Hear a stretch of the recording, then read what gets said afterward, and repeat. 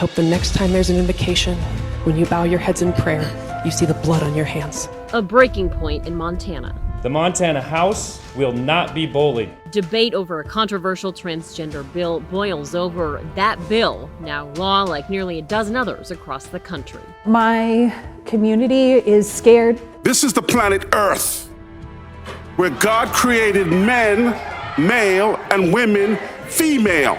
Now on Scripps News, inside the fight over trans rights, featuring interviews with Montana Representative Zoe Zephyr and Montana House Speaker Matt Regier, and a brand new original Scripps News YouGov poll revealing where Americans stand on the issue. This is a Scripps News special, Transgender Rights, America's Divide, reporting from Montana's capital, Maritza Giorgio. Thank you for joining us for this Scripps News special. Across the country, at least 16 states have now passed some form of a restriction on gender-affirming care for minors. That may include medications for the delay of puberty. Some states like Oklahoma choosing to make it a felony for medical professionals to provide this kind of care. Others, like Arkansas, allowing transgender adults to file medical malpractice lawsuits against their doctors if they think the treatment they received as minors harmed them. The national debate over transgender rights, especially in teenage years, hit a flashpoint here in Helena, Montana. Let her speak! Let her speak! Let her speak!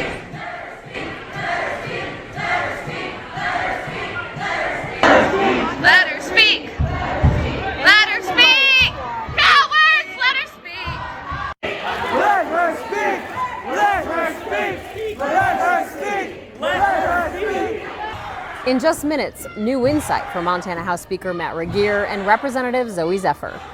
But first, where does America stand on the issues? We're finding out in an original Scripps News YouGov poll conducted this past week. Ava Joy Burnett has those new poll numbers for us tonight and where the fight stands right now across the country. A scene becoming more common outside state capitol buildings across the country. Protesters outraged as legislators inside move to pass new laws restricting transgender rights. Most of those bills limit gender-affirming care for transgender youth and restrict their participation in school activities like sports. Despite the viral scenes of protest, a new Scripps News YouGov poll shows Americans largely support these types of laws. 44% of Americans support laws restricting transgender care for minors, compared to 34% against. 75% of Republicans support the more restrictive laws, so do 45% of independents. On the other hand, 60% of Democrats are opposed. They're seeing that people are responding strongly to the framing of this is about protecting our kids. Political strategists and activists say that school shutdowns during the pandemic led more parents to become involved in schools and local politics. Conservative activists say the Supreme Court's ruling overturning Roe v. Wade in 2022 also removed a traditional talking point used by Republican candidates to woo socially conservative voters, leading many candidates to hone in on gender identity and so-called woke culture. We bill ourselves the NRA for families. We want to fight to make the family the most powerful special interest group in the country. Conservative grassroots organizations like the American Principles Project are helping to give candidates who support anti-trans laws a boost. The group spent more than $15 million in the 2022 campaign cycle on ads in battleground states like this one in Georgia.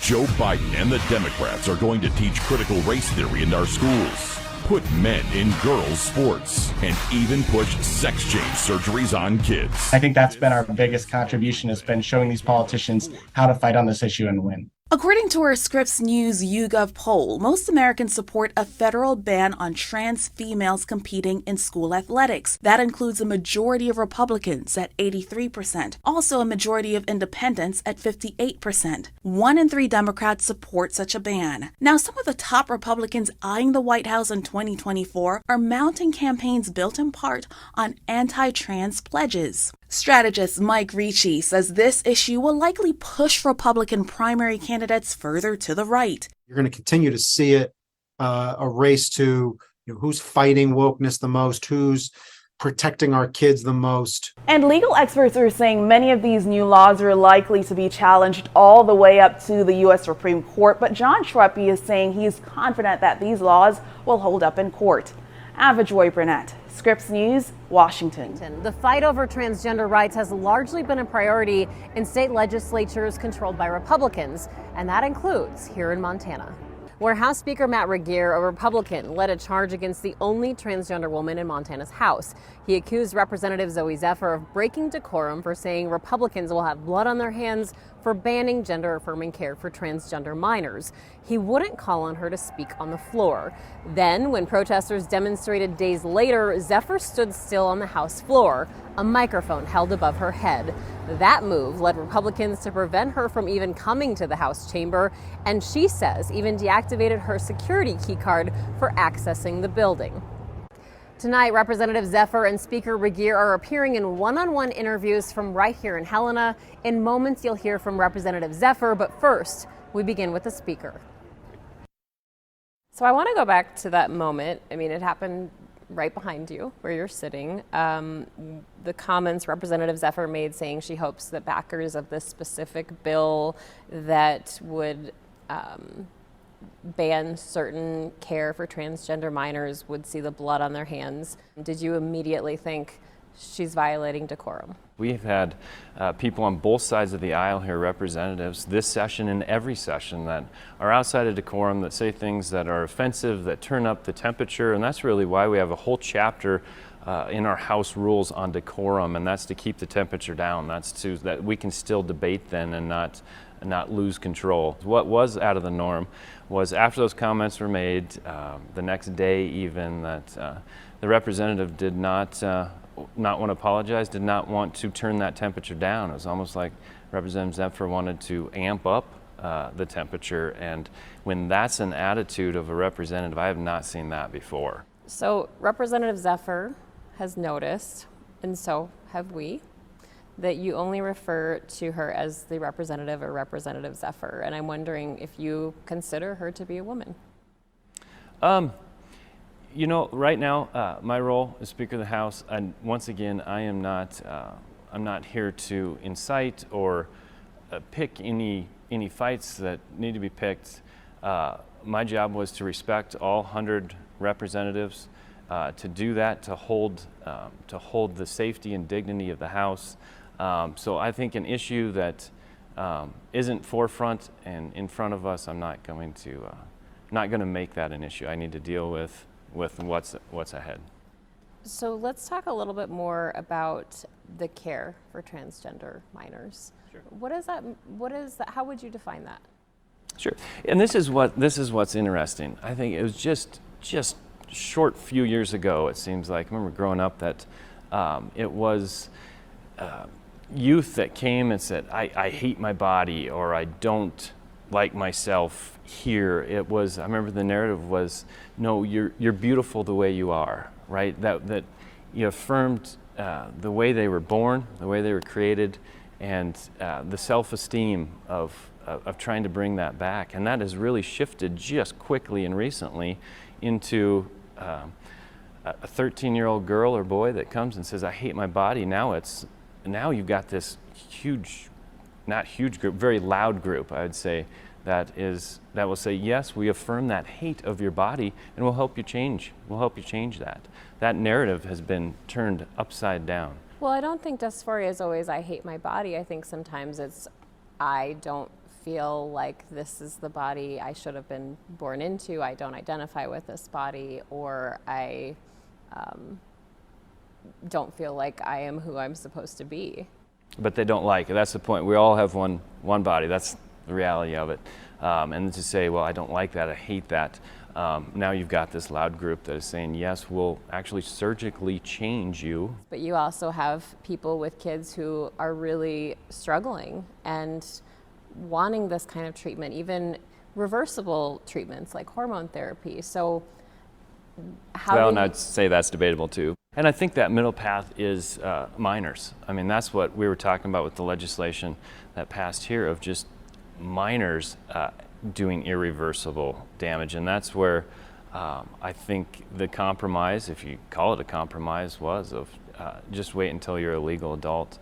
So I know a lot of the Republican platform in recent years has advocated for government staying out of people's lives. So I'm wondering for you, how does that square with laws passed here, you know, getting between parents and their kids and even doctors with some of these laws? Look at the notion of our Constitution. It's to refrain government. And we passed a lot of bills this session that limited local governments' overreach onto people's lives, limited state governments' overreach onto people's lives. So that notion too of less government, I believe, was very much played out this session, even though we had a high volume of bills. But as to the proper role of government then, getting involved in situations like surgeries, irreversible surgeries on minors, that's a protection thing, and that is a role of government.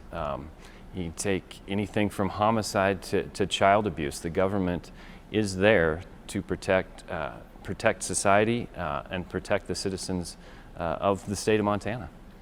Do you think on these issues, trans issues, compromise can be found? I think that's really tough. Now, yeah, I mean, depending on the issues. I mean, that's a wide open question when you say on the issues. Like if you're saying, hey, on an issue of taking a healthy adolescent and doing irreversible surgeries on that adolescent, I don't know how you compromise. So I know that this issue had a significant root in why you joined the political scene. I read a 2016 article in the Daily Interlake that said that the deciding factor for you to run was when that school district in School District 5 added transgender language to their policy. You said opening doors to a lot of really unsafe policy. And so I'm wondering why this has become such a priority for you in your political journey. Sure, and that is why I started, man. That was back in 2015, going back a few years already, and that was when this transgender movement was really starting to catch steam and catch fire. And I thought, well, I'd read the articles from New York or California. I thought, well, the blue states are really going that way. And that's when my high school district that I grew up in here in Kalispell, Montana, said, no, we're going to adopt this stuff too, to open the doors to biological males in the shower room with biological females. And all of a sudden it hit home of we're coming to a crossroads, and that was 8 years ago, and I still think that that temperature is only turned up, and we are. I think we are at a crossroads, not just here in Montana, but as a nation. There are, as you said earlier, like compromise. Where you get the compromise, at some point, all of a sudden, either side is going to say, we're not going to compromise. We're going to stand for our youth, and the other one's going to say, no, we're not, or I'm not going to speak for them. A quick break, then you'll hear directly from Representative Zoe Zephyr. Where does she go from here? Where does her fight go from here? That's all next.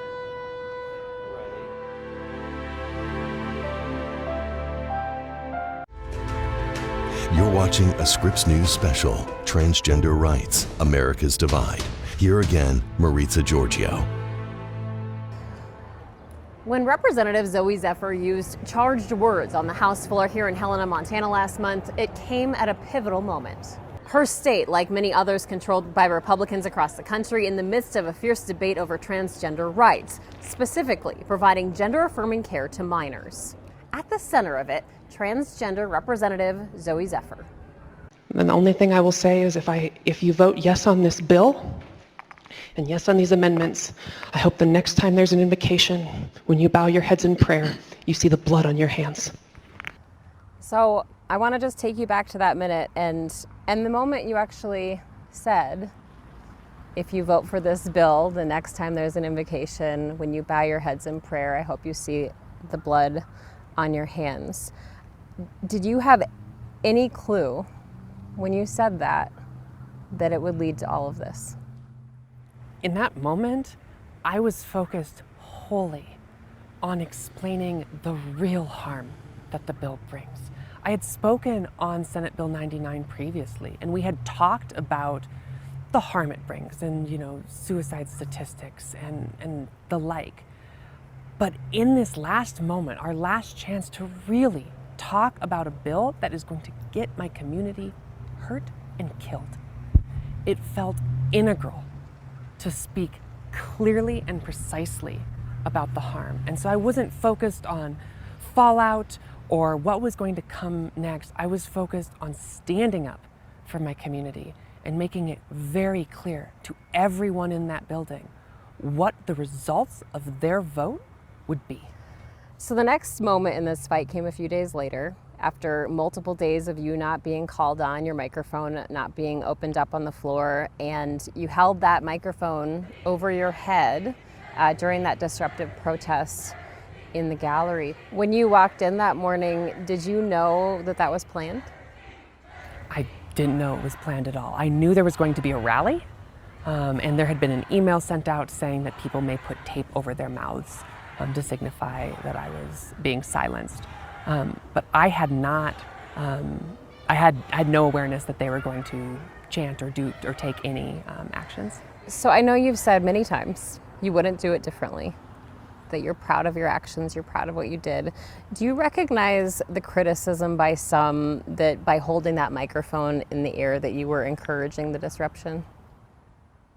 I think when you hold the microphone up in the air, you are standing in solidarity with people who have been stripped of their rights for a duly elected representative to represent them on the House floor. And so when you hold that mic aloft, to me, it's less of encouraging and it's more of being in unity, in the recognition that what was done was counter to the very democratic principles of our country. Is there anything you'd like to say to Speaker Regier? I would say that there was a lot of ways that this could have been handled. And when I rose up in defense of my community, that's what I was doing. I was speaking to real harm. I was defending my community. And we're elected to have the hard conversations in that building. And I saw the way in which decorum was used to target me, yet was not used. When in the Judiciary Committee, we begged the Republican chair to disallow certain language being used because of the harm it brought, because of the damage that it would do for people listening. And we were told a lot of people have a lot of opinions. When you take an action that extreme, what you're really attacking is democracy itself. And that's what I said in my speech during the censure thing. I said, when you gavelled down the protesters, what you were really doing is driving a nail into the coffin of democracy. But you cannot kill democracy that easily. Earlier in a conversation, you talked about your past history as a wrestler. Yeah. And the strength that you carry with you. I'm wondering if you could tell us a little bit about your experience transitioning and what that has meant for your life. So I was proud of the championships that I won as a wrestler and all of that. But the lessons I really learned from sports were to work to be a better person every day. Transitioning is like coming into resonance with your soul. It is finally feeling like that true connection to yourself that was not there previously. It opened up the ability for me to truly root myself in my community, to find a joy and a meaning that before my transition seemed inaccessible, like talking behind a door or something like that. Do you ever worry about your safety? I focus on the moment ahead of me. I focus on the community work to be done. And that means caring for the people in my community who need help. That means doing the work here that they've elected me to do. I focus wholly on that, and I don't worry about my safety. I take precautions. Being a visible face in the trans community comes with elevated risks, but you don't let that distract you from the importance of the work. I want to talk to you about a Scripps News YouGov poll just released this week. The numbers look quite different from 2 years ago, with major shifts in Americans' feelings about bills actually restricting trans rights, especially in sports, but also in care for minors, with more people saying that they actually support legislation that targets trans rights. What do you make of that? What we see right now is that the right is trying to create a boogeyman out of trans people. It is trying to drum up fear around the trans community, much like it tried to drum up fear around the gay community in the 90s. And what we saw in the 90s in their strategy for targeting the gay community, we're seeing now. When you see the same set of detransitioners flown out from hearing to hearing, it is reminiscent of the, quote, ex-gays being flown from hearing to hearing to talk about, to testify against gay rights. It is similar to language around gay people. They used to slander them and say, quote, they were recruiting.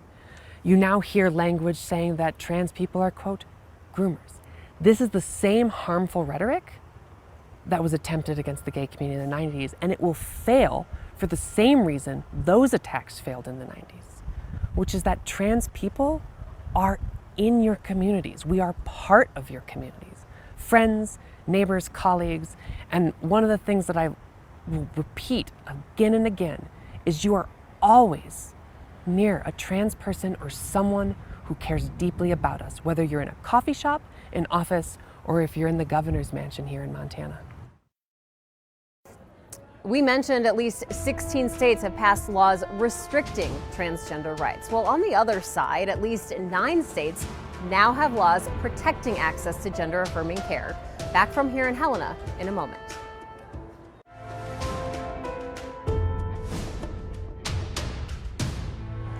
This half hour, you've gone inside the debate over transgender rights. This issue expected to become central to national political campaigns in the year ahead.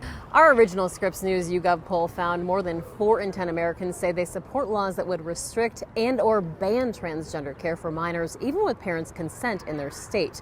34% say they oppose such measures. The poll also found most Americans support a federal ban on transgender females competing in school athletics. Scan the QR code on your screen now to see more of our poll results. And that's our time together for this half hour. Thanks so much for joining us for this Scripps News special. From Helena, Montana, I'm Maritza Giorgio.